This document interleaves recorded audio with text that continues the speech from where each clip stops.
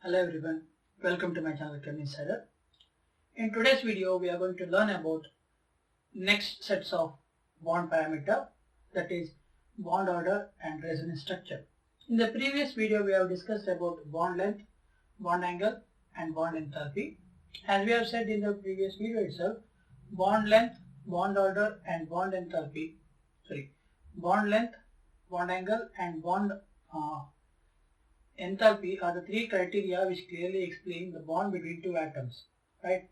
Next is the bond order, that is in the previous earlier videos of Lewis structure, that is when you are discussing about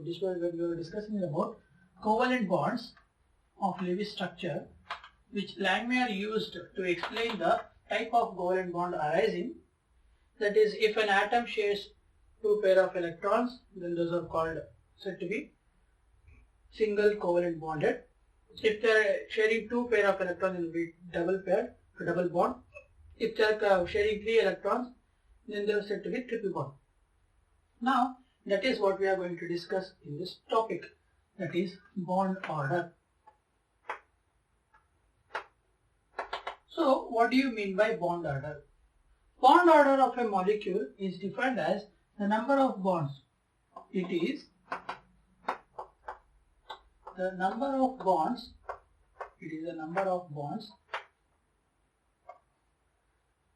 present between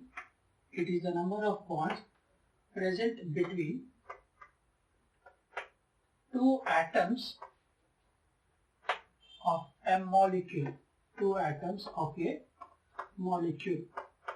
If two atoms are said to be having multiple bonds, then that means they are sharing more than one electron with each other.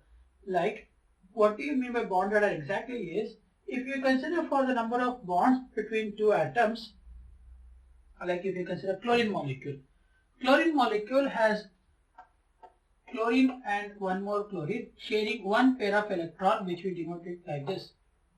So it is sharing one electron pair between themselves, that is nothing but the bonding pair electron. So therefore they are said to be singly bonded. So the bond order of these two elements of the chlorine molecule is 1. Bond order is 1 for chlorine molecule. If you consider for oxygen molecule, it has oxygen double bonded with one more oxygen. So therefore bond order of oxygen molecule is 2. If you consider for nitrogen, then triple bonded with N, bond order is 3 for nitrogen molecule. So certain molecule of elements have certain different bond order, and this bond order completely depends upon the valence electron present in them. Further, this bond order is clearly calculated by the distance between the two atoms. What happens is, whenever you consider the bond length of a given molecule, bond length is indirectly proportional to bond order. That is, more is the number of bond order, less will be the bond length. That is because when you consider two atoms, like for example, if you consider two spherical atoms being tied to one another, okay, if these are the two atoms which are tied to one another and separated by certain distance r, okay, if it is separated by distance r, what happens is, if these two atoms are stretched far away, if these two atoms are stretched far away, what happens is these two atoms will break the bond easily. Okay, when these two atoms are stretched far away, these two break the bond easily. Therefore, they require less bond enthalpy.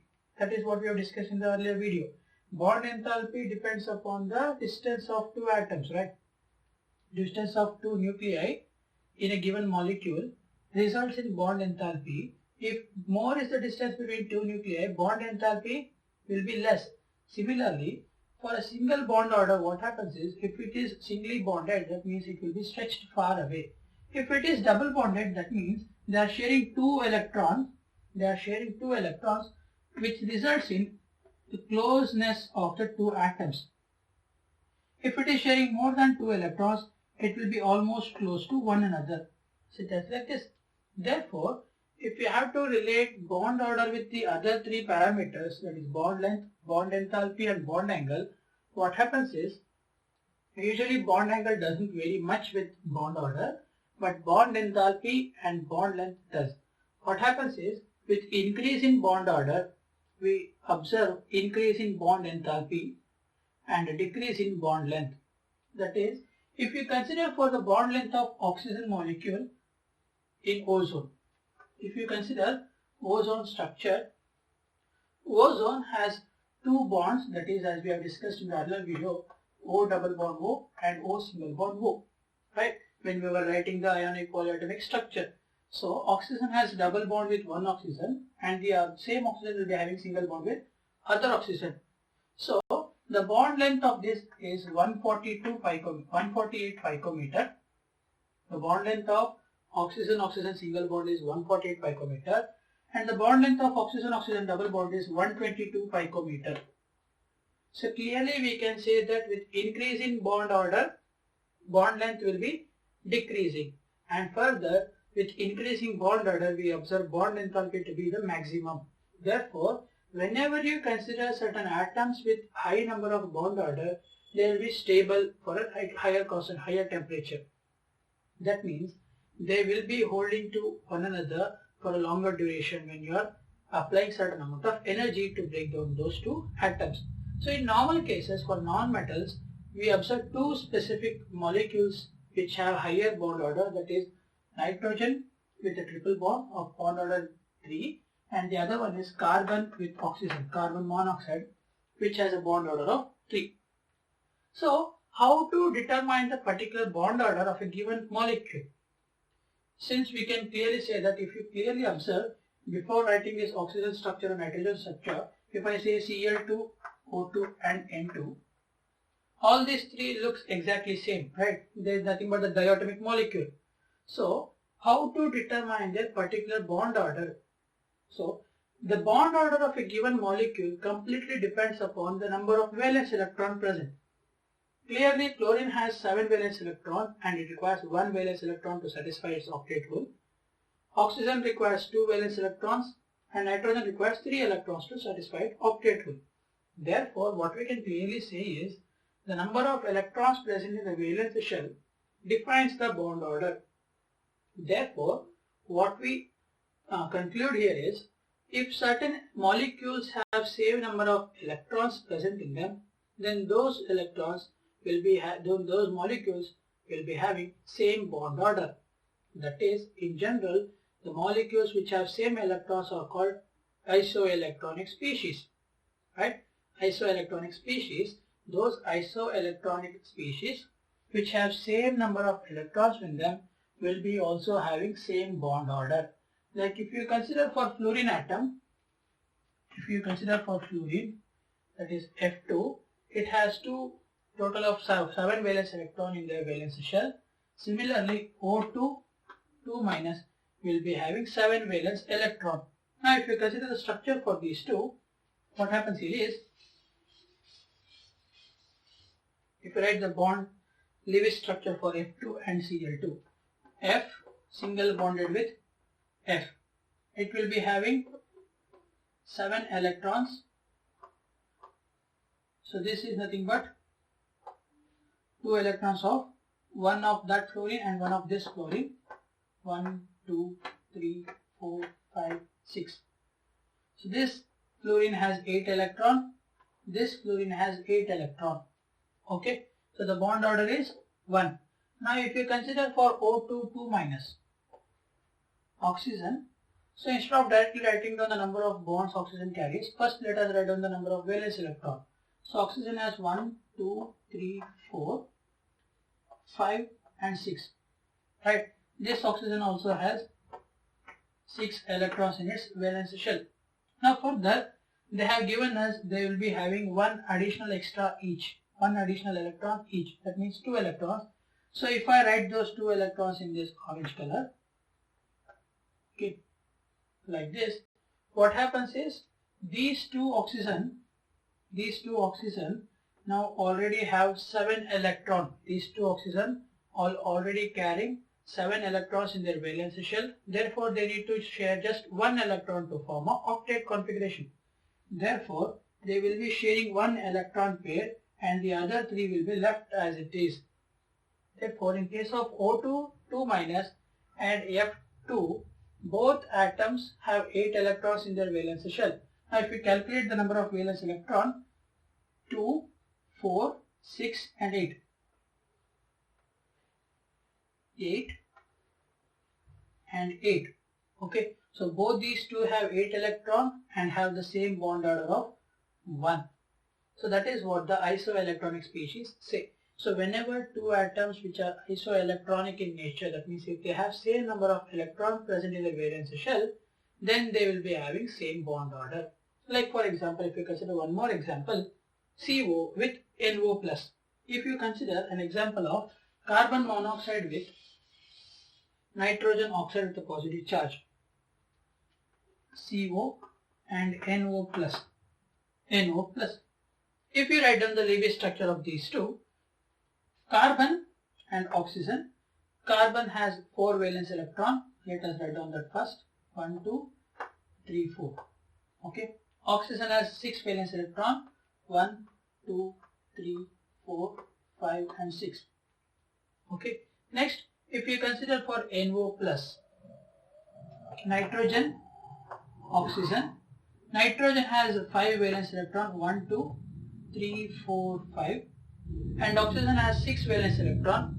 Since they have given us a positive charge on oxygen, that means we have removed 1 electron from oxygen. Therefore, now it will also be carrying 5 electrons, such as like this. Now, if you calculate the number of electrons and write down the bonds, oxygen will be having 3 bonds with carbon. Oxygen will be carrying 3 bonds with carbon, and this oxygen will be carrying 3 bonds with nitrogen. So now, if you have to calculate the number of valence electron, in this case what happens is, the 2 electrons of oxygen will be included for the bond formation.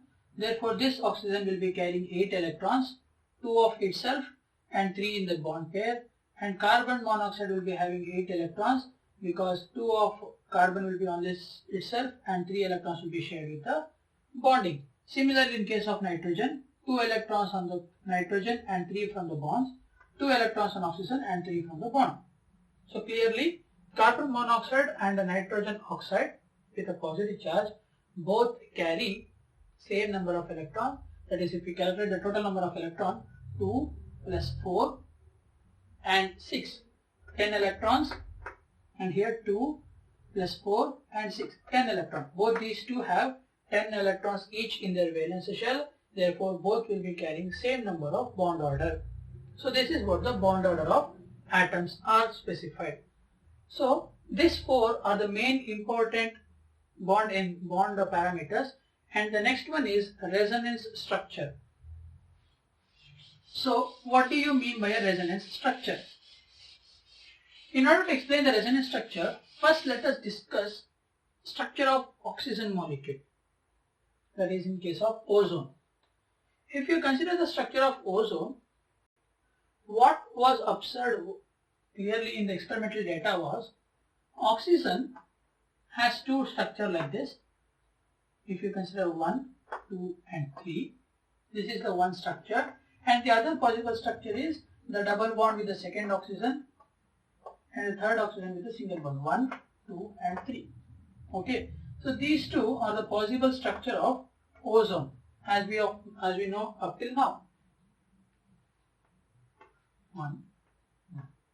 Okay, as I said in the previous topic itself, the bond length of oxygen single bond was 148 picometer.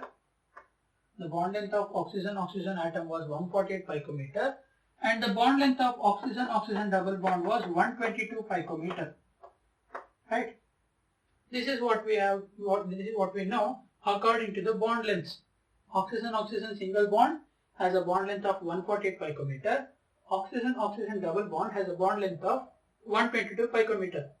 But the experimental studies of X-ray and electron diffraction studies explained that The bond length of oxygen in this case, in the ozone case, was found to be 128 picometer. The actual bond length of oxygen in this was found to be a single unit of 128 picometer. It did not give two separate values of bond length, but it gave just one bond length value, that was 128 picometer. So clearly this led to certain confusions. Later a scientist said that the bond length which was calculated for ozone molecule to the experimental data is nothing but the intermediate of oxygen-oxygen single bond and oxygen-oxygen double bond. Clearly we can say that this 128 comes in between 148 and 122. 148 and 122. Therefore, what happens here is, there is a one more structure which can explain the structure of ozone molecule and the bond of oxygen in ozone molecule, and that respective structure is nothing but the canonical structure of oxygen in ozone molecule.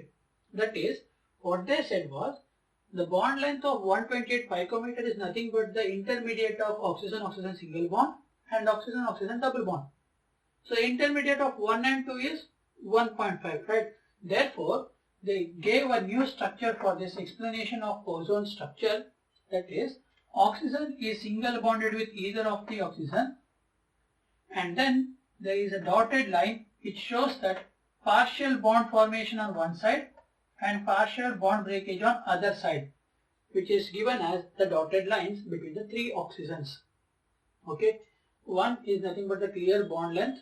The other dotted line is because of partial bond breakage on the one oxygen-oxygen pair and partial bond formation on the other oxygen-oxygen pair. After some time this will be starting to form and these two will be starting to break. So that is what the 128 picometer bond length of oxygen in ozone relates. Therefore, we call these three structures as canonical structure of hybrid ozone molecule. That is, hybrid canonical structures for ozone molecule.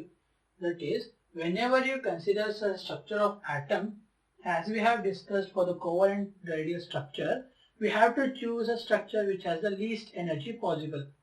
We have to choose a structure which has the least energy possible. Therefore, the least energy was found to be having a bond length of oxygen-oxygen being 128 picometer. Therefore, oxygen structure which was initially stated as these two, that is structure 1 and structure 2, was later said to be the resonance structures of which can be concluded in the form of structure 3. So if we consider this as structure 1, structure 2, and this is structure 3. Structure 1 and structure 2 was said to be the resonance structures of structure 3. Okay, so now what is resonance structures? Resonance structures are the canonical hybrid structure which explains the formation of bonds between or the bond lengths between atoms which involve multiple energy levels. So what is this resonance structure concept says? So resonance structure, according to the resonance structure concept, whenever a Lewis structure of a compound is not suitable with the respective particular structure, then we have to consider multiple Lewis structures which have atoms in it in their ionizable and non-ionizable conditions and electrons present in them with the multiple nuclei. If you consider these three, these are the multiple nuclear systems. They are having a multiple bonds, some having double bonds, some having single bond, and the electrons will be fluctuating between these three atoms, where one will be partially breaking a bond, the other will be partially making a bond. As the different cases, it will be breaking a bond and this will be making a bond. That particular type of structure which can be given as a conclusion for these two structures is called the resonance hybrid structure, also known as canonical structure. Okay, so this is about the resonance structure. So what is a resonance structure is, according to the resonance concept, whenever you consider a single Lewis structure which cannot accurately explain the formation of a given compound, you need to consider multiple nuclear system which have positions of nuclei of bonding and non-bonding electron simultaneously, resulting in a canonical hybrid structure which can be used for representing the given ionic compound. Okay. Usually what happens here is the resonance structure always carries less amount of energy when compared to the other two hybrid structure. As I said earlier, a structure which has the least energy should be considered the best one. Therefore, out of these two canonical structures, that is structure 1 and structure 2, were found to have energy more than that of the canonical structure. Therefore, resonance structure of a molecule is the best suited structure to represent a given molecule which has a multiple Lewis structure to represent it. Okay. So this is all about resonance structure. Now if you consider for one more example, you can take the example of carbonate. If you consider the example of carbonate, that is CO3 2-, we know that they come across in three structure, O-, O-, if I say 1, 2, 3. This is the one type of structure, and the other one being O-, double bond O, O-, and the one more structure is